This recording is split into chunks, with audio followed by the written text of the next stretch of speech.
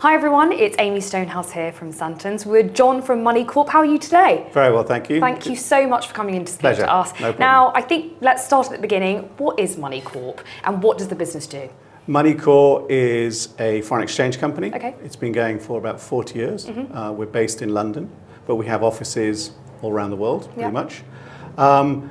Our basic remit is foreign exchange, so bank-to-bank transfers. So we either do private or corporate. Okay. We help people, especially in Spain. Our remit in Spain is to help people either when they sell their properties, get their money back to wherever they're from, or if they're buying, to get a better rate when they're buying their property in Spain. What is the process with using money exchange for a property purchase?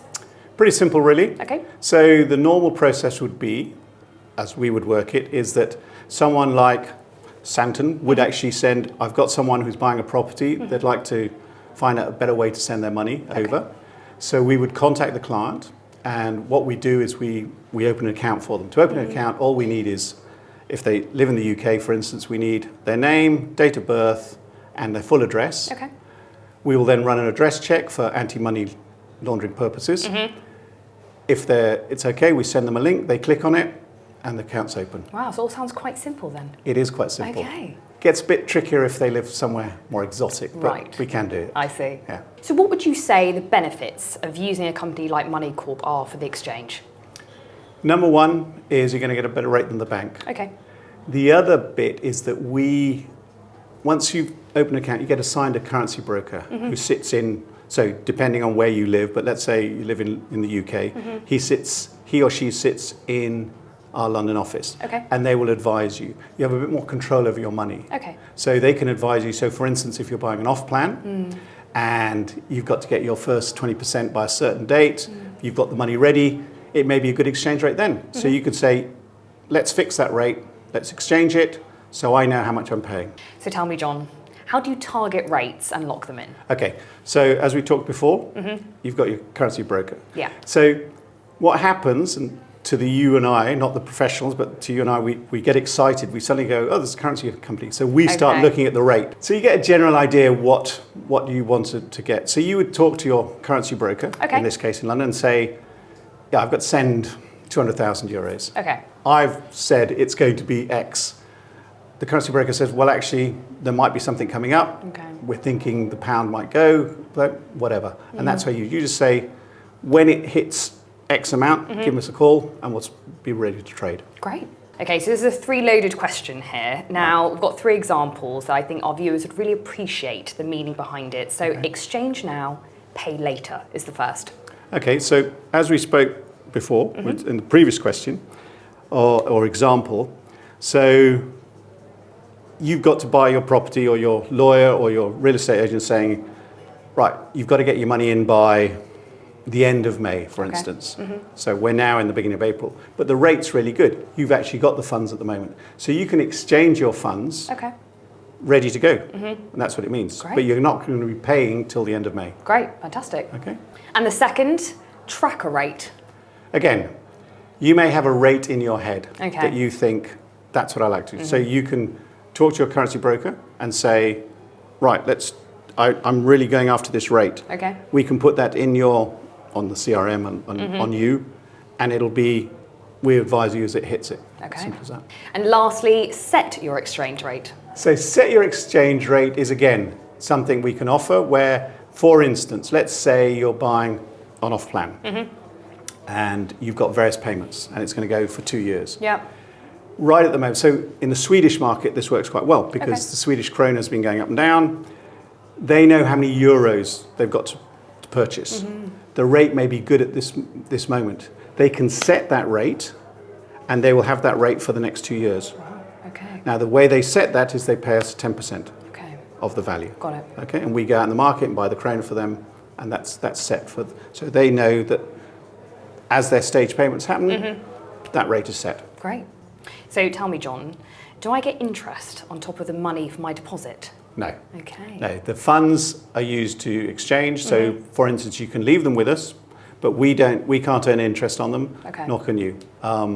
Basically, they're there in a segregated client account, and we buy the currency on your behalf. Simple as that. So our clients are always asking, is our money safe? Tell me. No, it's a good question, and it's a very important one.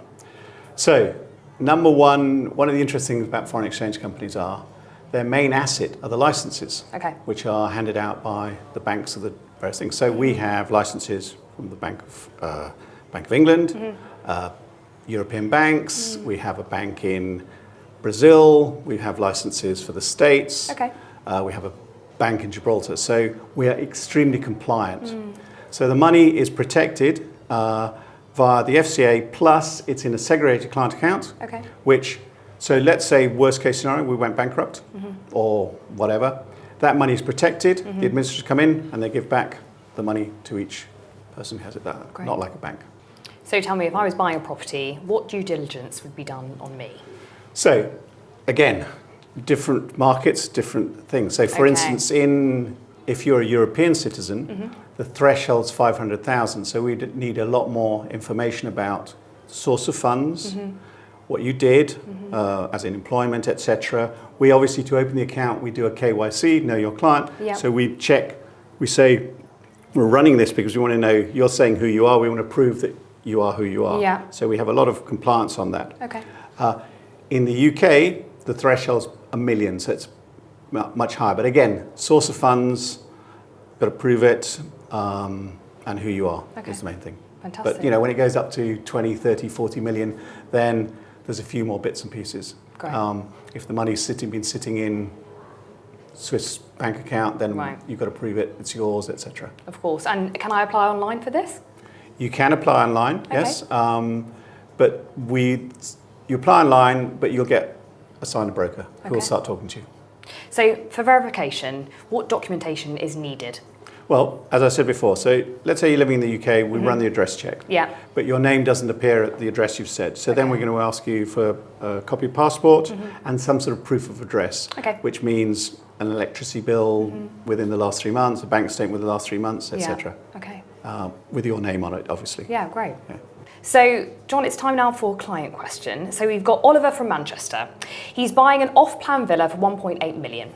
He has cash and he wants to transfer it now.